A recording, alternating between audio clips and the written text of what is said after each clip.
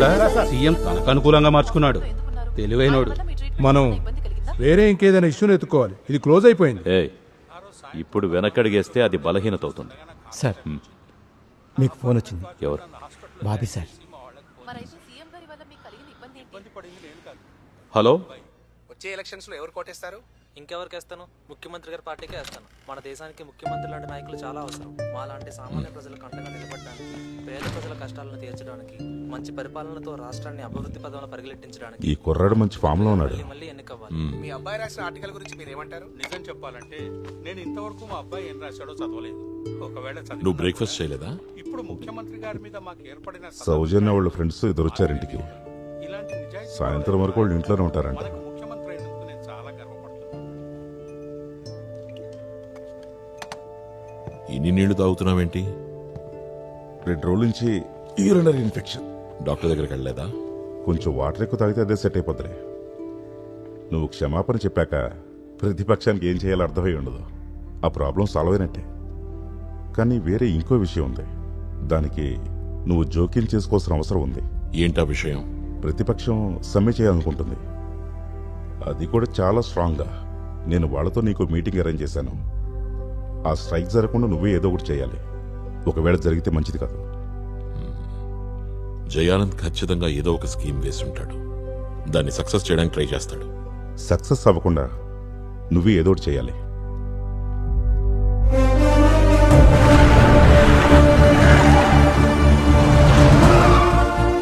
ఏదైనా తప్పు జరిగితే నిలదీయండి, లేదా ప్రశాంతంగా ధర్నాలు రాస్తారోకోలు చేయండి. అంతేగాని ఒక రోజంతా ప్రజల్ని బలవంతంగా ఇళ్లలోనే ఉండేలా చేయడం అంటే వాళ్ల ప్రాథమిక హక్కుల్ని కాలరాయడమే. ఈ విషయాన్ని అర్థం చేసుకునేంత కామన్ సెన్స్, ఫాలో అయ్యేంత సివిక్ సెన్స్ మీలో కొంతమందికైనా ఉండుంటుందని నా నమ్మకం. దయచేసి మీ సమ్మె నిర్ణయాన్ని విరమించుకోండి. సీఎం చెప్పినట్టుగా మనం సానుకూలమైన నిర్ణయం తీసుకోవాలనేది నా అభిప్రాయం. అంటే మనం శాంతియుతంగా ధర్నా చేయొచ్చు కదా. సమ్మె చేయాలని మనందరం కలిసి తీర్మానించుకున్నాం కదా. క్షమాపణలు చెప్పినంత మాత్రాన ఇంత తీవ్రతరమైన ఆరోపణల నుంచి సీఎం తప్పించుకోగలనుకోకండి. విలేకరుల సమావేశం పెట్టి క్షమాపణలు అడగడానికి ముందు ఆ కుర్రాన్ని అరెస్ట్ చేసి భయపెట్టేసి ఈ సీఎం తనను తాను కాపాడుకునే ప్రయత్నం చేశాడు. మీరేమంటారు సీఎం గారు? వాణ్ణి బెదిరించి భయపెట్టి నన్ను నేను సేవ్ చేసుకోవాల్సినంత అవసరం ఉందనుకుంటున్నావా? సుధాకర్ గారు, ప్రాబ్లం ఏంటి? ఒక ఇష్యూ వచ్చింది, అది పరిష్కారం కూడా అయింది. ఇంకా ఏంటి? బాబీ గారు, ఆ కాలేజీ కుర్రాడు ప్రస్తావించిన సమస్యలు మీరనుకున్నంత చిన్నవే కాదు. సీఎం ఈ రోజు అతి తీవ్రమైన ఆరోపణలు ఎదుర్కొంటున్నారండి. ప్రస్తుతానికి ఆ విషయాన్ని అలా ఉంచండి. ఈ ఇష్యూ గురించి స్టేట్ వైడ్ స్ట్రైక్ చేయాలని ఎందుకు మీరందరూ అంత మొండిగా ఉన్నారు? మొండిగా కాదు సార్. ఈ ఇష్యూని ఇంతటితో వదిలేసే ఉద్దేశం మాకు లేదు. నువ్వు పెద్ద తప్పు చేశావు. దానికి నువ్వు బాధ్యత వహించకుండా తప్పించుకోలేవు. ఇంకా ఆ కుర్రాడు మాత్రమే కాదు ఈ స్ట్రైక్ కారణం. నవీన్ గారు లేవండి. భాను రండి. సరిగ్గా చూడండి. శాంతియుతంగా జరుగుతున్న ధర్నాలో మీ పోలీసులు చేసిన లాఠీ చార్జ్ ఫలితం. స్టేట్ వైడ్ స్ట్రైక్ చేయడానికి ఈ కారణం సరిపోతుంది, కానీ ఇందులో ప్రశ్నస్ లేదు. ఈ సంవత్సరంలో ఇప్పటి వరకు 2 రాష్ట్ర వ్యాప్త స్ట్రైకులు, 14 ప్రాంతీయ స్ట్రైకులు, అన్నీ మీరు చేసినవే. స్ట్రైక్ తేలిగ్గా తీసిపారేకండి. రాజ్యాంగబద్ధంగా నిరసన వ్యక్తం చేసే మార్గం అది. కరెక్ట్. అందుకే మేము సాధ్యమైనంత శాంతియుతంగా స్టేట్ వైడ్ స్ట్రైక్ చేస్తాం. తెలంగాణ చరిత్రలో అలాంటిది ఎప్పుడైనా జరిగిందా జీవన్? శాంతియుత రాష్ట్ర వ్యాప్త స్ట్రైక్. మనం అందరం ఇంకోసారి ఆలోచించుకోవాలని నా ఫీలింగ్. మీరేమంటారు భాస్కర్ గారు? అది మా వాళ్ళందరితోటే నేను. సార్, మీ ఉద్దేశం? మా అందరిది ఒకటే మాట, స్ట్రైక్ చేయాలనేదే మా నిర్ణయం. గవర్నమెంట్ ని విమర్శించడానికి దారులు వెతుక్కోవడం, లా అండ్ ఆర్డర్ ని ఎలా డిస్టర్బ్ చేయాలా అని చూడటం నేటి రాజకీయాల్లో ప్రతిపక్షాలు పోషిస్తున్న పాత్రలివే. ప్రజలకు మీ మీద విశ్వాసం పెరగాలంటే చేయాల్సింది గవర్నమెంట్ మీద విశ్వాసం కోల్పోయేలా చేయడం అని మీరు అనుకుంటున్నారు. కానీ ప్రతిపక్షం వ్యతిరేక పక్షం కాదు, మరో పక్షం అంతే. ఇంకా చాలు. ఈ సీఎం ప్రతిపక్షాల సమగ్రతనే క్వశ్చన్ చేస్తున్నారు. మేము మీతో పాఠాలు చెప్పించుకోవడానికి రాలేదు, అవమానపడడానికి రాలేదు. కూర్చో. సీఎం సార్, మీరు చెప్పాలని. సార్,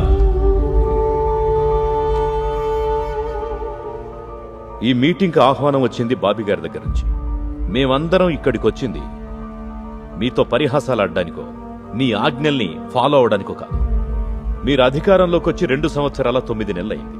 మీకు మాకు నడిచిన హనీమూన్ పీరియడ్ ఈ రోజుతో ముగిసిపోయింది. మీ గవర్నమెంట్కి నిన్నటి వరకు ఇచ్చిన ఎగ్జామ్షన్స్ మొత్తం ఇక ఎక్స్పైర్ అయినట్టే. నువ్వు కూర్చున్న ఆ కుర్చీని కొంచెం గట్టిగా పట్టుకో సీఎం.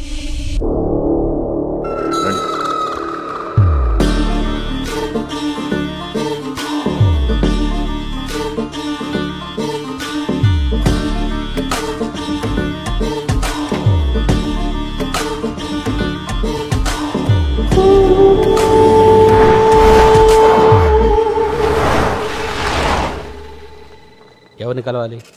ముఖ్యమంత్రి గారిని.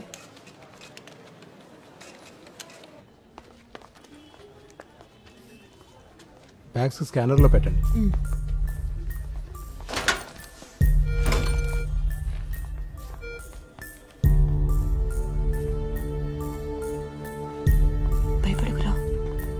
ఒక బాధ్యతాయుతమైన మంత్రి పదవిలో ఉండి ముఖ్యమంత్రి గారిని కలవాలి. నా గవర్నమెంట్ లో ఇలాంటి బంధు ప్రీతి ఆశ్రిత పక్షపాతానికి ఇప్పటికైనా నిజం చెప్పండి. ఎక్సైజ్ మినిస్టర్ ని సీఎం గట్టిగా వాయించేస్తున్నాడు. మనం ఇప్పుడు వెళ్ళిపోయి మళ్ళీ వద్దాం. సీఎం మూడు కరెక్ట్ గా ఉన్నట్లేదు. అదే కరెక్ట్. నా గురించి మీకు ఎవరో రాంగ్ ఇన్ఫర్మేషన్ ఇస్తున్నారు సార్. ఈ ఇష్యూకి సంబంధించిన అన్ని మనం కూడా మళ్ళీ ఇంకోసారి వద్దాం. టేబుల్ మీద ఉండాలి. సరే సార్. అర్థమైందా? ఏంటి సార్ మిమ్మల్ని కలవడానికి అపాయింట్మెంట్ తీసుకుందాం సార్. Sir shall we? నేను మీటింగ్ వెళ్తున్నాను, నాతో రండి. మేము యూనివర్సిటీ కాలేజ్లో స్టూడెంట్స్ మీ సార్. నా పేరు రమ్య, యూనియన్ చైర్పర్సన్. మా college 153rd anniversary sir. Last week మా ప్రిన్సిపల్ సార్ వచ్చి మిమ్మల్ని కలిశారు. నాది కూడా ఇదే కాలేజ్, ఓల్డ్ స్టూడెంట్. నేను వస్తాను. నువ్వెందుకు వచ్చావు? తను కూడా వచ్చాను. ఏ తను ఒంటరిగా రాలేదా? లేదు, తనకి ధైర్యంగా. ధైర్యం? నీ కారణంగా స్టేట్ వైడ్ స్ట్రైకులు చేయబోతున్నారు. దానివల్ల సాధారణ జనం ఎన్ని ఇబ్బందులు గురవుతారో తెలుసా నీకు? పోస్టులు ఎవరైనా పెట్టచ్చు, కానీ వాటి వల్ల వచ్చే ప్రాబ్లమ్స్ ని సాల్వ్ చేయాల్సిన బాధ్యత వేరే వాళ్ళు తీసుకోవాలి. ఓపెన్ చేయండి. మీరిద్దరు నా ఆఫీస్లో వెయిట్ చేయండి. నా పేరు సంజయ్, నేను కాలేజ్ స్టూడెంట్ని. నాదో ఆర్డినరీ ఫ్యామిలీ. మా నాన్న ఒక హోటల్లో వెయిటర్, అక్క పార్కింగ్ లాట్లో ఉద్యోగం చేస్తుంది. వీళ్ళిద్దరి శాలరీస్తోనే మా కుటుంబం నడిచేది. ఒక్కరోజు వీళ్ళిద్దరు డ్యూటీకి వెళ్ళకపోయినా మేము కొంచెం ఇబ్బంది పడాల్సి వస్తుంది. ముఖ్యమంత్రి గారు వాగ్దానం చేశారు, తన వల్ల తెలంగాణలో ప్రజలకు ఎవరికి ఎలాంటి ఇబ్బంది కలగకుండా చూసుకుంటానని. ఇప్పుడు ఈ స్ట్రీట్ వైడ్ స్ట్రైక్కి ముఖ్యమంత్రి గారే కారణం. నేను ఛాలెంజ్ చేస్తున్నాను, ఈ స్ట్రైక్ రోజున మీకున్న అధికారాన్ని ఉపయోగించి జనాలకి రోజువారీ జీవితాన్ని జీవించే అవకాశం తెలంగాణ ముఖ్యమంత్రిగా అందించగలరా మీరు?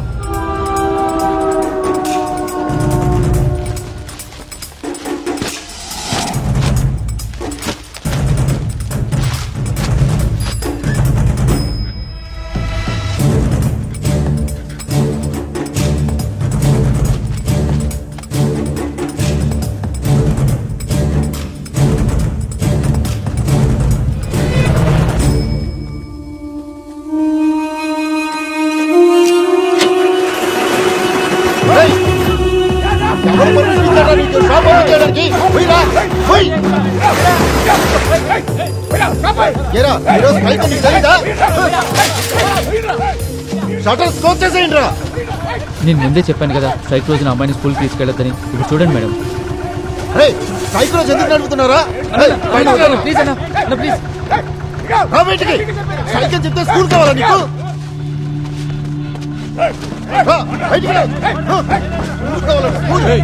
ఆడవాళ్ళ మీద వేరే చూపించుకో. ఆడవాళ్ళ వెళ్ళండమ్మా.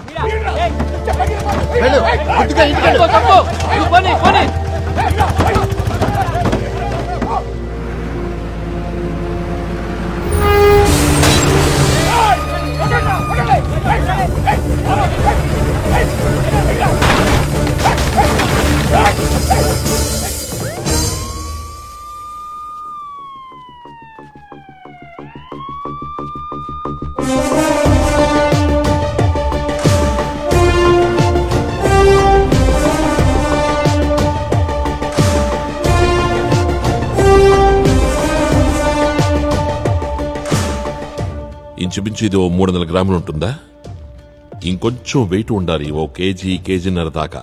అప్పుడే ఆ గ్లాస్ బద్దలవుతుంది. ఇంతకు ముందులా కాదు, ఇప్పుడు చాలా స్ట్రాంగ్ గ్లాసులు బిగిస్తున్నాం బస్సులకి. ఎమ్మెల్యే అయ్యుండి నువ్వు ఇలా చేయడం బాధగా అనిపిస్తోంది. ప్రజల ప్రయోజనం కోసం స్ట్రైక్ చేస్తున్నప్పుడు వాళ్ళు కూడా కొంచెం అసౌకర్యాన్ని భరించక తప్పదు. కరెక్టే. నీకు ఓటేసిన వాళ్లలో కొందరు ఆ బస్సులో కూర్చుని ఉండొచ్చని మర్చిపోవద్దు. పౌర హక్కుల కోసం పోరాడేటప్పుడు పౌరుల రక్షణ, పౌరుల ధర్మం మర్చిపోవద్దు.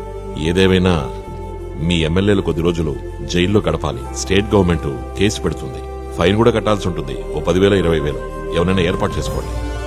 అరెస్ట్ చేయండి.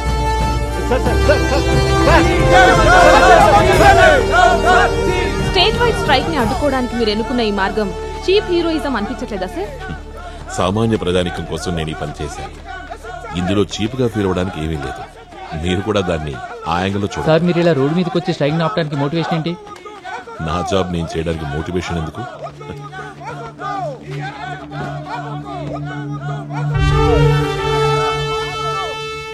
Challenging the chief minister. ఈ స్ట్రైక్ వల్ల సామాన్య ప్రజలు పడే ఇబ్బందుల్ని వివరిస్తూ నన్ను ఛాలెంజ్ చేస్తూ ఉండాలి నీ వీడియో.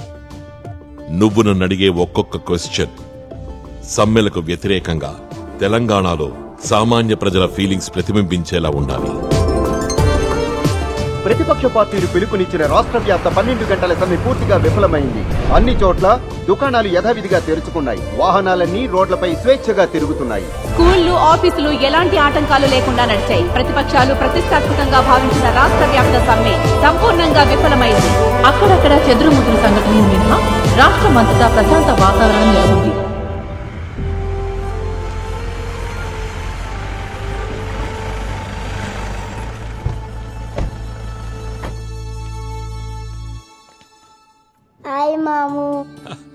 ఎలా ఉన్నావు? ఎవరి బంగారు కొండ? ఎప్పుడొచ్చు? రాగానే నీకు ఫోన్ చేయమని చెప్పాను. వింటేగా నీకు సర్ప్రైజ్ ఇవ్వాలని చెప్పి ఎదురు చూస్తూ కూర్చున్నా. ఏది మావయ్య బుద్ధిపురా?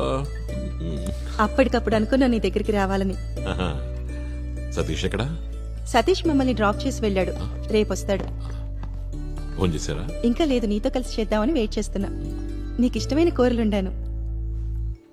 సతీష్కి కెనడాలో జాబ్ వచ్చింది. వచ్చే నెల వెళ్లాలని ప్లాన్.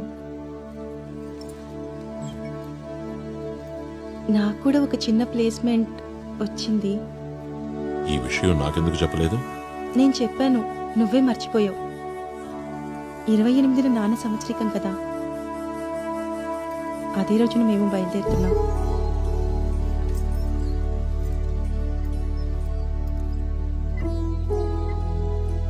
నా దగ్గర కొన్ని రోజులు ఉండొచ్చుగా నీకు వీలైతే? లేదని రేపు ఉదయమే వెళ్ళాలి. కొన్ని పనులు బ్యాలెన్స్ ఉండిపోయాయి.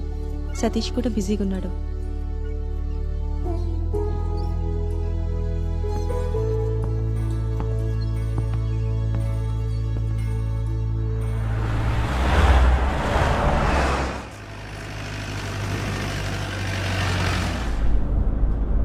ఏ ఆపు. అక్కడి నుంచి నా కురాన్ని పిలువు.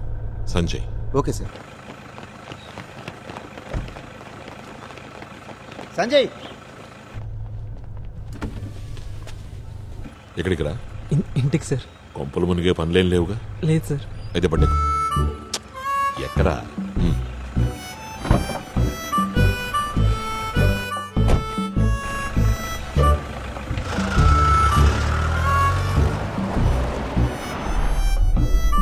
ఏంటా పొట్లో?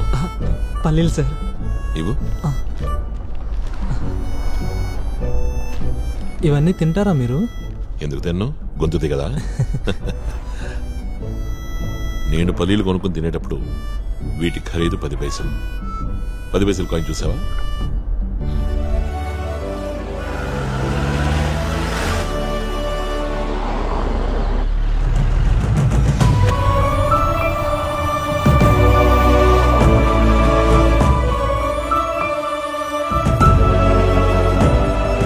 నీకేమీ అర్థం కావట్లేదు కదా? ఇవన్నీ నువ్వు పెట్టిన పోస్ట్కి రిలేటెడే. నేను రాసిన పోస్టా? ఇప్పుడు నన్ను ముఖ్యమంత్రిగా తిరస్కరించడానికి లేదా ఎమ్మెల్యే ఎంపీల్ని తిరస్కరించడానికి ఇన్ కేసు నీకు నచ్చకపోతే కుదురుతుందా? లేదు. కానీ ప్రజలకు ఆ అవకాశం హక్కుగా ఉండాలి అన్నదే నీ పోస్ట్ సారాంశం. నువ్వు నాకు పని చేసి పెట్టాలి. ఏం చేయాలి నేను? చేయవా? చేస్తాను సార్. నా కోసం నువ్వు సర్వే చేయాలి సంజయ్. తెలంగాణ రాష్ట్రంలోని ఎమ్మెల్యేలు, ఎంపీల పనితీరు గురించి, ఆయా నియోజకవర్గాల్లో ఓటర్లు సంతృప్తిగా ఉన్నారో లేదో నాకు తెలియాలి. ఈ రాష్ట్రంలో ఉన్న అన్ని జిల్లాల్లోని విద్యార్థుల సహకారంతో నువ్వు ఈ పని చేయాలి. నీ ఫ్రెండ్ రమ్య హెల్ప్ తీసుకో. కాకపోతే నువ్విది నా కోసమే చేస్తున్నావన్న విషయం మీ ఇద్దరి మధ్యనే ఉండాలి. సరే సార్. ఓకే. చాలాసార్లు చాలామంది ఐడియాని పార్లమెంట్లో బిల్లుగా ప్రవేశపెట్టారు, కానీ పాస్ అవ్వలేదు. పాస్ అయ్యేది కనుక ఇంప్లిమెంట్ అయితే వాళ్ళకే డేంజర్. అది అసలు కారణం. You write this. These are some of the very good writings on the subject. ఇది సంజయ్కి కొత్తగా వచ్చిన థాట్. ప్రజాప్రతినిధుల్ని వాళ్ళ టర్మ్ కంప్లీట్ అవ్వకముందు తొలగించే అవకాశం ఉండాలని. సడన్ గా ఏంటి నీకు ఈ టాపిక్ మీద ఇంట్రెస్ట్? నాకు రాయడం అంటే ఇష్టం, అందుకే ఈసారి కొంచెం ఇంట్రెస్టింగ్ ఉండే టాపిక్ ని చూస్ చేసుకుందాం అనుకున్నాను sir. Correct choice. It's a very live topic, you know. Good selection. Thank you sir. But ఈ ఆలోచన సంజయ్ కంటే ముందే తెలంగాణలో ఇంకో అతనికి వచ్చింది. ఎవరికి వచ్చింది తాతయ్య? ఇది 1987ది మీ కాలేజ్ మ్యాగజైన్. ఆయన ఎవరో తెలుసా?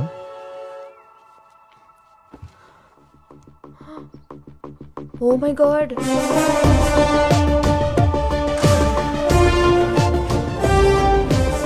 My most famous friends Chandram and Bobby ఇద్దరు కాలేజీలో స్టార్స్. ఆ బాబీయే ఇప్పుడు పార్టీ అధ్యక్షుడు. బట్ వాళ్ళిద్దరినీ రౌడీలని పిలిచేవాళ్ళు కాలేజీలో. But their political views are brilliant, especially Chandram. He was a voracious reader. ఒకరోజు కాలేజీలో పెద్ద గొడవ జరిగింది. ఆ గొడవ పొలిటికల్లీ రిలేటెడ్. చంద్రం తలకి గాయమైంది. 3 రోజులు స్పృహ లేకుండా హాస్పిటల్లో ఉన్నాడు. But he came out of it. ఆయన ఈరోజు తెలంగాణ రాష్ట్రానికి ముఖ్యమంత్రి.